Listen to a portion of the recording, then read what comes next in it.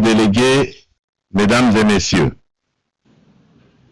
je voudrais avant toute chose adresser mes vives félicitations à Madame Annalena Baerbock pour son élection à la présidence de la 80e session ordinaire de l'Assemblée générale des Nations unies. Son leadership et son attachement au multilatéralisme seront déterminants pour la réussite de nos travaux. Je saisis également l'opportunité que m'offre cette tribune pour rendre un hommage appuyé à son prédécesseur, son Excellence M. Philémon Yang, dont l'engagement et le dévouement ont marqué la précédente session.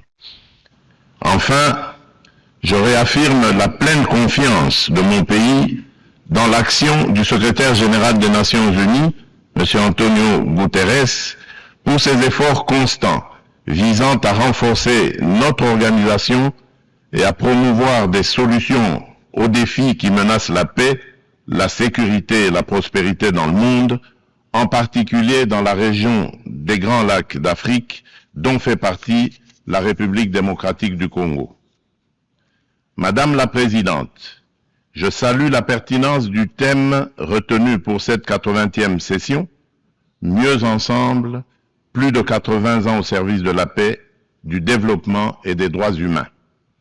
Il met en lumière 8 décennies d'efforts conjoints d'une organisation vouée à la paix, au développement et au bien-être universel, fondée sur une promesse indéfectible de sécurité collective. Le 80e anniversaire de l'Organisation des Nations Unies, garante de cette sécurité depuis 1945, est l'occasion de réaffirmer les vertus d'un multilatéralisme efficace et de rendre hommage à l'idéal de paix, de dignité humaine et de solidarité entre les nations qui inspira ses fondateurs. Si l'Organisation des Nations Unies demeure un pilier de la régulation des relations internationales, de la prévention et de la résolution des conflits, ainsi que de la promotion des droits humains et des libertés fondamentales, elle est aujourd'hui confrontée à des défis systémiques qui éprouvent sa crédibilité et sa capacité d'action. Les profondes mutations de notre époque, notamment la persistance des conflits armés, le dérèglement climatique, les crises humanitaires récurrentes et les menaces transnationales protéiformes, nous rappellent que le multilatéralisme n'est plus une option, mais une exigence incontournable qui s'impose à tous. Nous restons convaincus que les réponses aux défis du XXIe siècle ne peuvent émerger que de solutions collectives fondées sur la coopération, la justice et la responsabilité partagée. Madame la Présidente, à la suite de son élection en juin dernier, la République démocratique du Congo s'apprête à siéger au titre de membre non permanent du Conseil de sécurité pour la période 2026-2027. Je réitère au nom de mon pays nos remerciements les plus sincères aux États membres pour la confiance et la solidarité exprimée.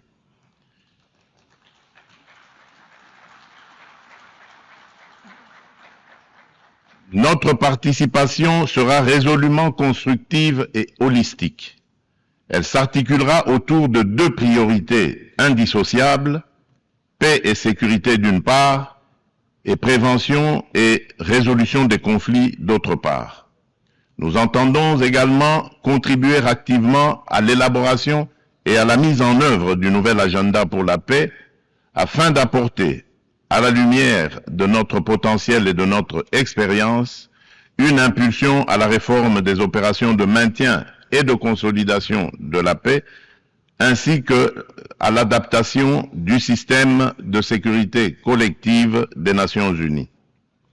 S'agissant de la réforme du Conseil de sécurité, mon pays réaffirme la position commune africaine telle qu'énoncée dans le consensus des Oulouini et la déclaration de Sirte, c'est-à-dire l'Afrique doit bénéficier de 2 sièges supplémentaires dans la catégorie des membres non permanents et de 2 sièges dans celle des membres permanents avec les mêmes droits, y compris le droit de veto, les mêmes privilèges et les mêmes obligations que les membres permanents actuels.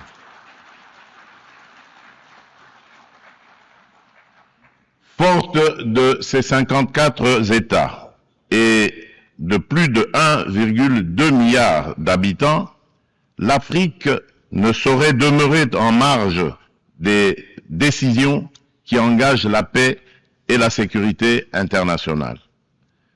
Madame la Présidente, un autre axe prioritaire concerne l'exploitation illégale des ressources naturelles, l'une des causes majeures et persistantes des conflits. La République démocratique du Congo entend placer au cœur du débat la gouvernance exemplaire de ces minerais stratégiques afin d'en garantir l'exploitation dans le respect des principes de développement durable, de la souveraineté économique et du bien-être des populations. À l'échelle mondiale, rompre le lien toxique entre rente minière et financement de groupes armés non étatiques exige une approche intégrée fondée sur l'harmonisation des règles de diligence raisonnable et de traçabilité, de la mine aux consommateurs, la transparence intégrale des chaînes d'approvisionnement et des bénéficiaires effectifs, des mécanismes de contrôle et d'audit indépendants, une coopération opérationnelle renforcée entre autorités douanières, judiciaires et financières, des sanctions ciblées et effectives contre les trafiquants et leurs réseaux de facilitation et une lutte résolue contre la corruption adossée à des normes de bonne gouvernance, à la publicité des contrats et à la traçabilité des paiements. Bien entendu, les dimensions des droits humains et de justice transitionnelle, ainsi que les agendas femmes, paix et sécurité et jeunesse, paix et sécurité, demeurent indissociables de cette action.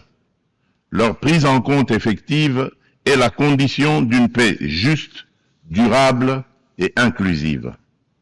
Madame la Présidente, à la veille de la mise en place de la commission d'enquête indépendante décidée par le Conseil des droits de l'homme des Nations Unies sur les massacres perpétrés il y a quelques mois par nos agresseurs et leurs supplétifs dans l'Est de mon pays, je lance un appel solennel à la communauté internationale. Elle a le devoir moral et politique de soutenir cette démarche essentielle afin d'établir la vérité, rendre justice aux victimes et jeter les assises d'une paix durable ancrée dans la mémoire et la responsabilité partagée. Madame la Présidente, alors que la planète se réchauffe et que les marginalisations s'aiguisent, ainsi et que les conflits se multiplient, le diagnostic qui avait inspiré en juillet 2023 la vision du nouvel agenda pour la paix du secrétaire général demeure pleinement d'actualité. Le monde est désormais confronté à des crises multiformes et profondes. Les fondamentaux de la prévention se sont affaiblis et le droit international, jadis puissamment rappelé par la Charte des Nations Unies, qui enjoint les États à s'abstenir de recourir à la menace ou à la force, est trop souvent bafoué. Notre système de sécurité collective en est ébranlé. Il ne saurait survivre à un sursaut de solidarité d'intérêt et de respect des règles.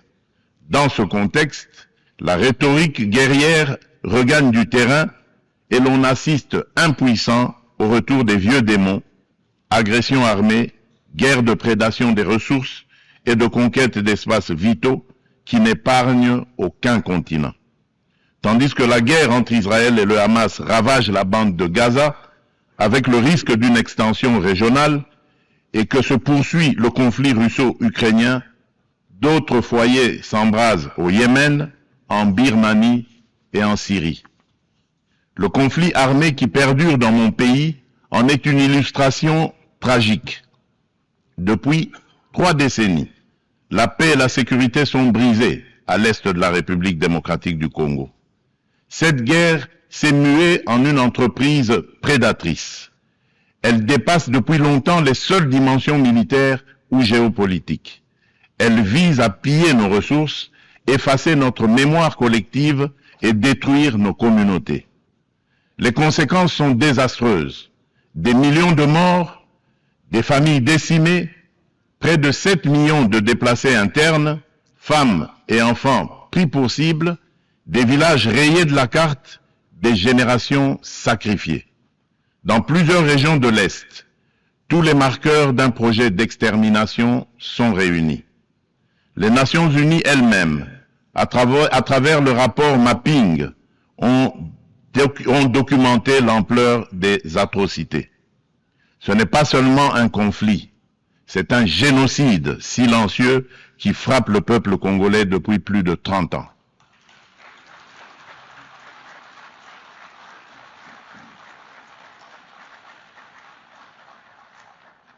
En juillet dernier encore, plus de 300 civils, dont 48 femmes et 19 enfants, ont été massacrés dans le territoire de Rutshuru par l'AFC M23 avec l'appui des forces de défense du Rwanda. Ces crimes ne sont pas isolés. Ils s'inscrivent dans une continuité macabre. Je remercie les États-Unis d'Amérique d'avoir pris l'initiative le mois dernier de convoquer une session extraordinaire du Conseil de sécurité pour examiner ces massacres documentés par Human Rights Watch. Pour mettre un terme à ce conflit, le Conseil de sécurité, par sa résolution 2773 du 21 février 2025, a notamment exigé le retrait du M23 des villes de Goma, Bukavu et de toutes les zones sous son contrôle, le démantèlement des administrations parallèles instaurées en violation de la souveraineté de la République démocratique du Congo, ainsi que la cessation de tout appui direct ou indirect au M23.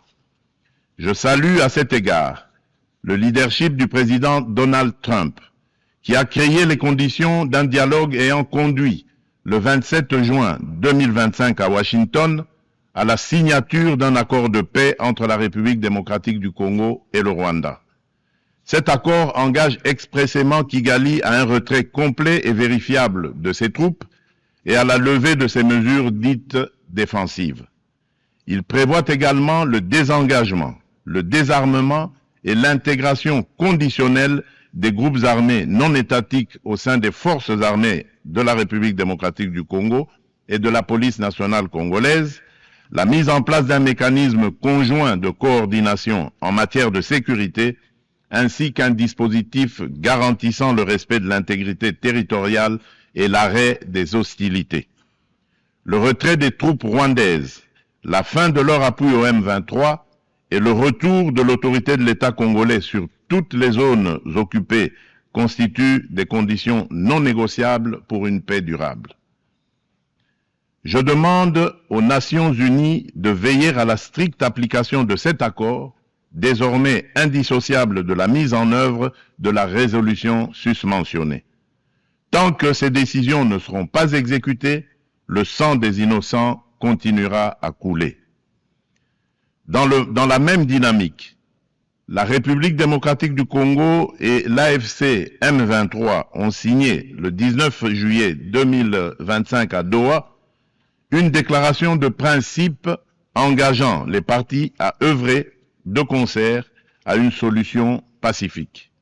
Je voudrais exprimer ma gratitude à Son Altesse l'Émir du Qatar, Cheikh Tamim bin Hamad Al Thani, pour son dévouement et son engagement en faveur de la paix en République démocratique du Congo et dans la région des Grands Lacs.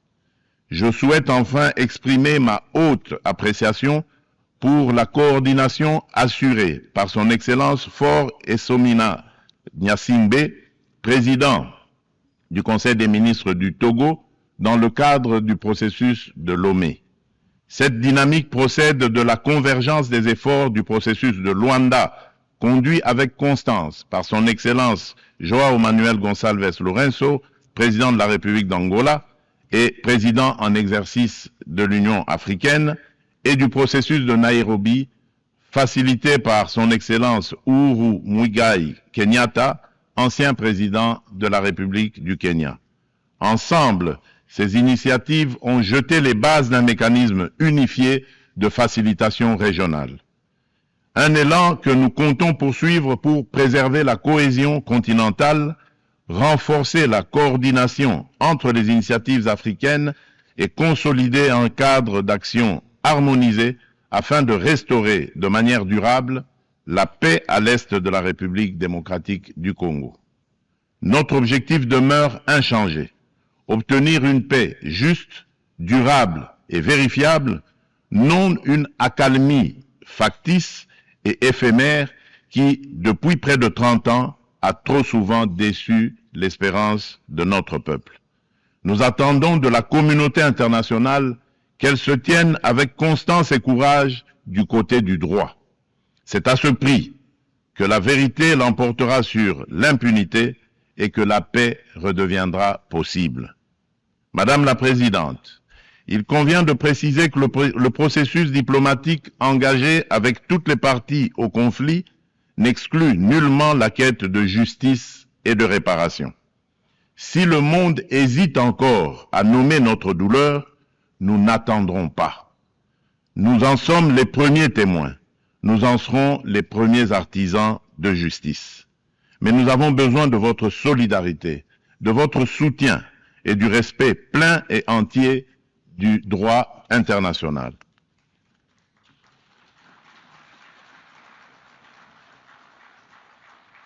La République démocratique du Congo ne sollicite ni charité ni commisération.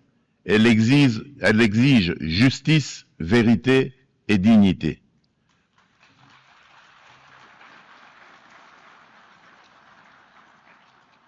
Notre pays a tendu la main. Nous avons signé des accords de paix, accepté le dialogue, pris des engagements pour la réconciliation. Mais une paix factice, bâtie sur l'impunité et l'oubli, n'est qu'un armistice précaire. L'histoire ne jugera pas nos discours, mais notre capacité à reconnaître les crimes de masse, y compris les génocides, et à mettre fin à l'impunité.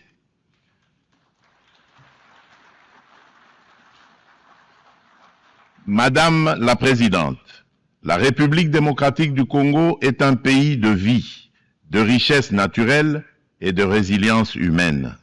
Nous voulons contribuer à la paix mondiale, mais la paix commence par la reconnaissance de notre propre tragédie. J'adresse à cette Assemblée un appel solennel. Reconnaissez le génocide congolais, soutenez notre combat pour la vérité et la justice et aidez-nous à bâtir enfin une paix durable au cœur de l'Afrique.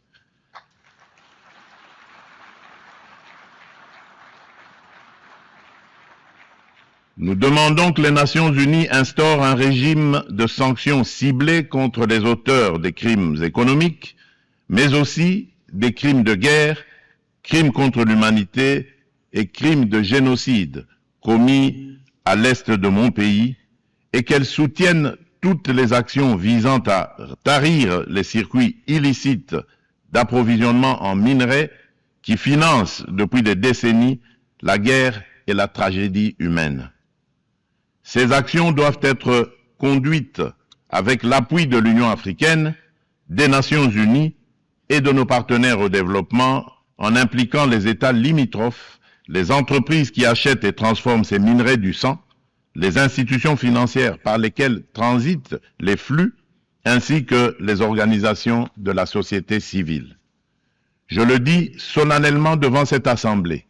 La communauté internationale a le devoir moral et politique de reconnaître cette tragédie pour ce qu'elle est, un génocide, et d'agir en conséquence. Le silence et l'inaction face à ces crimes s'apparentent à une complicité. Nous demandons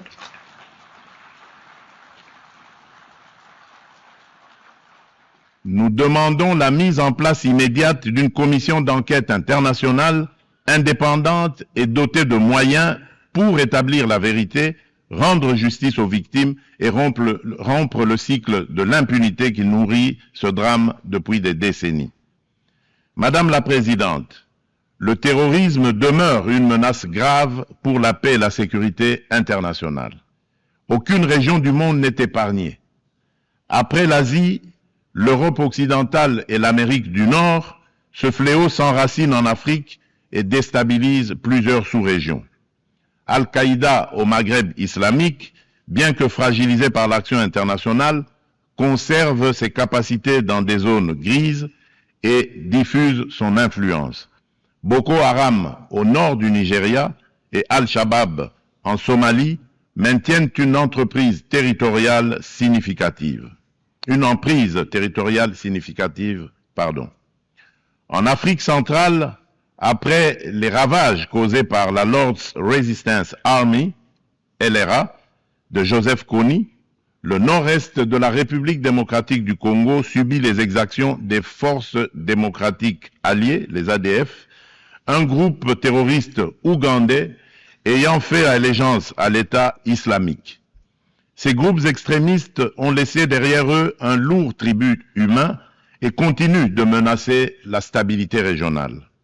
Membre de la coalition mondiale contre Daesh, la République démocratique du Congo appelle les Nations unies à s'engager plus résolument dans la mise en œuvre des recommandations de la dite coalition et du processus d'Aqaba, à savoir le partage renforcé de renseignements, l'assèchement des financements, la lutte contre la propagande et contre les sanctuaires, ainsi que le soutien accru aux communautés victimes dans le plein respect du droit international humanitaire.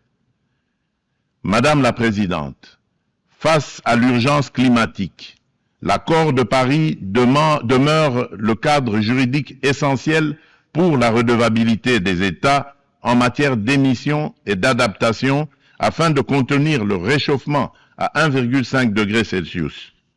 À ce titre, la République démocratique du Congo a adopté son plan national d'adaptation 2022-2026. Nous nous sommes engagés à arrêter et à inverser la perte de forêt et la dégradation des terres d'ici 2031, tout en promouvant un développement durable et une transformation rurale inclusive. Depuis décembre 2021, un ensemble de mesures soutient la restauration des paysages forestiers, notamment le programme Jardin scolaire pour 1 milliard d'arbres à l'horizon 2030, destiné à renforcer la séquestration du CO2 et la résilience des écosystèmes. Nous saluons l'adoption de la décision 5/CMA.5, établissant de nouveaux mécanismes de financement, y compris le fonds pour pertes et préjudices, afin de compléter les sources existantes et d'apporter des réponses concrètes aux pays les plus exposés. Forte d'un potentiel environnemental unique au monde, la République démocratique du Congo se tient au cœur des solutions. Elle est prête à mobiliser ses atouts naturels au service du climat global, à condition que les engagements financiers soient prévisibles, accessibles et à la hauteur des impératifs écologiques et humains.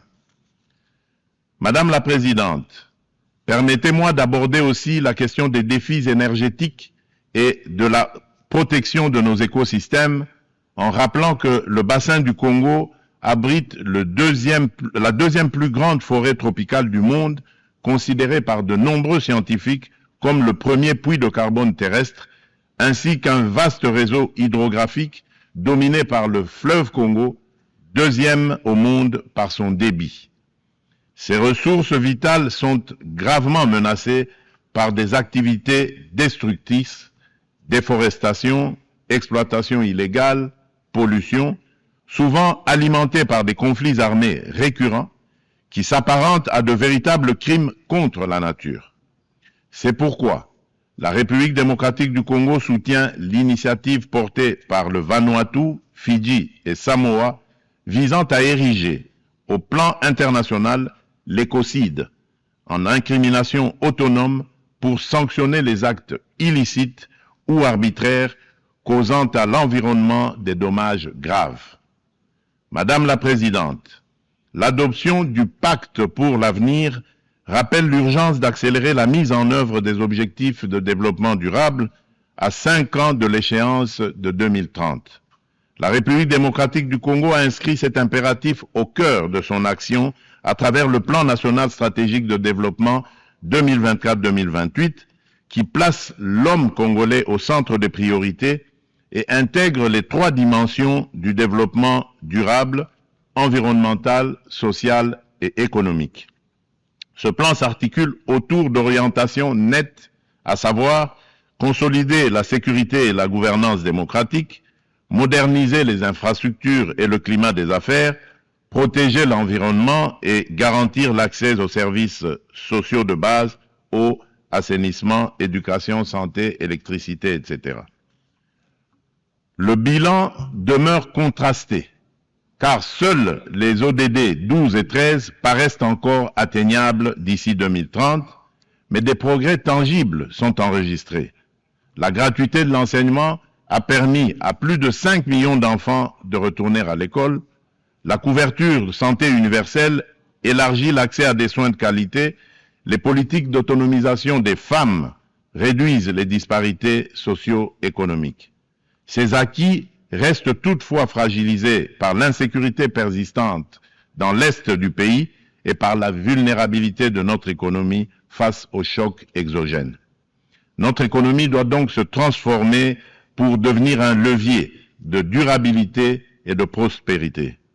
Pays solution face aux défis climatiques, mon pays entend valoriser ses forêts, ses tourbières et sa biodiversité au sein d'une économie climatique orientée vers une croissance verte, résiliente et sobre en carbone. À cet égard, le projet Grand Tinga, l'un des plus vastes complexes hydroélectriques au monde, incarne notre ambition et renforce le positionnement de la République démocratique du Congo comme pays solution. Fournir une énergie propre et compétitive pour électrifier nos territoires, décarboner notre industrie, soutenir l'intégration énergétique régionale et ouvrir la voie à de nouveaux usages, dont l'hydrogène vert. Cette trajectoire s'appuie sur le développement de marchés carbone intégrés, l'attraction d'investissements responsables et la création d'emplois décents et de moyens de subsistance durables pour nos communautés. Il reste cependant un obstacle majeur, la contrainte financière. Le fardeau croissant de la dette publique africaine, conjugué aux flux financiers illicites, réduit nos marges de manœuvre. Les besoins additionnels pour atteindre les ODD en Afrique sont estimés à 1600 milliards de dollars. Dans le même temps, les sorties illicites de capitaux minent nos devises et notre stabilité macroéconomique. D'où la nécessité d'une réforme urgente de l'architecture financière internationale afin de garantir aux pays en développement un accès juste et prévisible à des financements concessionnels alignés sur leur trajectoire nationale, y compris via une meilleure recanalisation des DTS, la capitalisation des banques multilatérales de développement, des facilités de liquidité contracycliques et une lutte renforcée contre les flux illicites. Madame la Présidente, depuis mon accession à la magistrature suprême de mon pays, la République démocratique du Congo, j'ai impulsé à la conduite de la chose publique une dynamique nouvelle intégrant systématiquement la dimension genre à tous les niveaux afin d'assurer une présence accrue des femmes dans les instances de décision. À titre illustratif, la part des femmes au sein du gouvernement est passée de 17% en 2019 à 32% en 2025.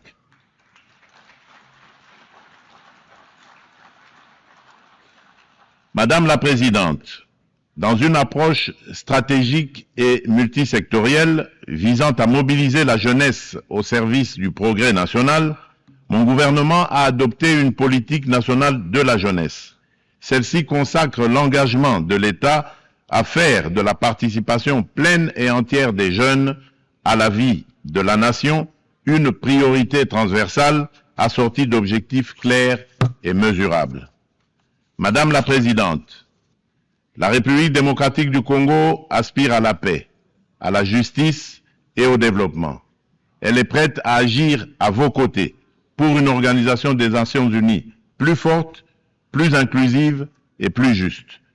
Forte de ses atouts humains, naturels et stratégiques, mon pays entend les mettre au service d'un avenir meilleur pour les générations futures de notre maison commune, la planète Terre.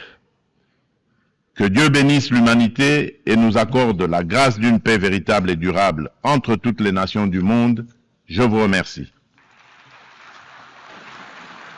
On behalf of the Assembly, I wish to thank the President of the Democratic Republic of the Congo,